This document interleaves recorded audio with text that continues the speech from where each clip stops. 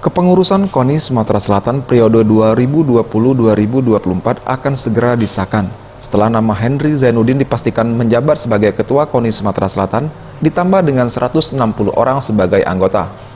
Sekretaris Umum KONI Sumatera Selatan Suparman Romans mengatakan, pelantikan pengurus KONI menjadi momentum kebangkitan olahraga di Sumatera Selatan dan peningkatan prestasi karena setiap tahunnya prestasi olahraga Sumatera Selatan terus menurun, terutama di ajang PON. Kepengurusan baru ini memang cukup banyak, namun dari hasil komitmen bersama, setidaknya dapat memberikan warna baru terhadap peningkatan prestasi di Sumatera Selatan. Atlet Sumatera Selatan yang berhasil lolos ke PON 2020 di Papua, tugas berat menanti kepengurusan yang baru ini, agar Sumatera Selatan dapat memperbaiki peringkat.